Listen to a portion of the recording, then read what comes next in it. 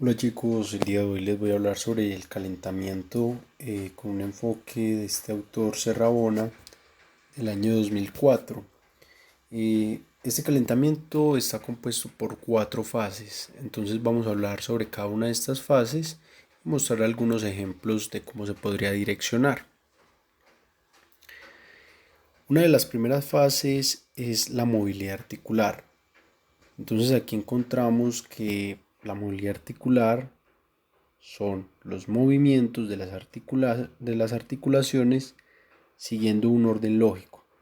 Cuando decimos un orden lógico, eso quiere decir que ya sea ascendente o descendente, empezando desde la cabeza hasta los pies o viceversa de los pies hacia la cabeza. Y aquí tenemos que entender que de alguna manera es durante esta fase que la persona llega de alguna manera a lubricar tanto cartílagos, tanto tendones, tanto músculos y puede que se pueda preparar la inserción ligamentosa. A ver, lo que quiero decir con esto es que hay que incluir la movilidad articular porque tras de que nos permite una lubricación, también nos permite identificar cómo está cada segmento corporal. Y esto de algún modo ya presenta un estímulo para el organismo, una disposición a nivel orgánico que le indica al cuerpo que se va a preparar para un esfuerzo. La siguiente fase que encontramos es la activación dinámica general. Fíjense que esta fase se constituye por ejercicios y juegos de carácter general. Cuando nos referimos a ejercicios y juegos de carácter general es porque implica que no se den actividades fundamentalmente con el instrumento o el material del deporte en particular. En el caso del baloncesto, pues excluiríamos de algún modo el balón. Entonces lo que buscamos acá es una estimulación general del organismo. Y lo importante es que las intensidades sean moderadas. Y cuando decimos moderadas es que sean actividades por debajo del umbral anaeróbico. Podemos ver que en la actividad dinámica general va a haber una disminución de la viscosidad muscular y un aumento de la temperatura. Esto también tiene como consecuencia un aumento de las pulsaciones cardíacas y la frecuencia respiratoria. Podríamos encontrar ejercicios como carrera suave, trote con modificación de desplazamientos, actividades lúdicas de intensidad moderada como algunos juegos. No se recomienda que se realicen juegos predeportivos o, por ejemplo, ejercicios de técnica, ejercicios de competencia que requieran altos niveles de intensidad, carreras y saltos de intensidad máxima. Pasamos luego a los estiramientos. Los estiramientos provocan unas respuestas funcionales. Es decir, después de que hubo un aumento de la temperatura corporal, será por medio de los estiramientos donde se disminuye la viscosidad muscular y esto implica un aumento del ángulo articular.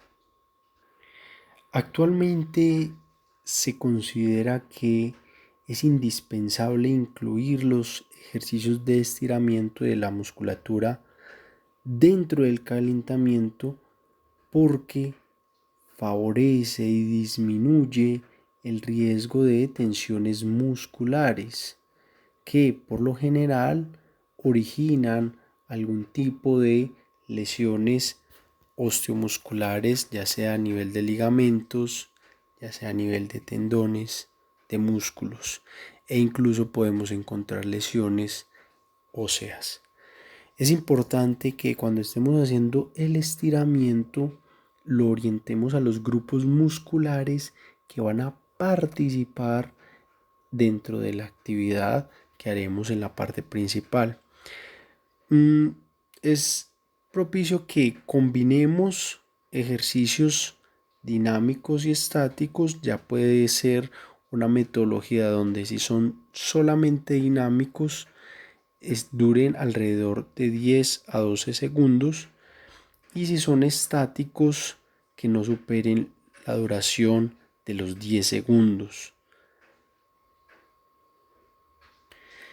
No se recomienda ejercicios dinámicos con demasiada fuerza, y ojo a esto, los estiramientos no deben de provocar dolor. La última fase es la activación dinámico específica. Es importante que ésta se aproxime lo máximo a la actividad físico-deportiva con el fin de conseguir que el organismo se adapte a la lógica interna de la práctica. A ver, planteamos que en este punto del calentamiento buscamos que la intensidad sea similar a lo que vamos a desarrollar en la parte principal. Entonces, en este momento del calentamiento, los ejercicios deben de estar constituidos por un carácter específico de la práctica posterior a realizar.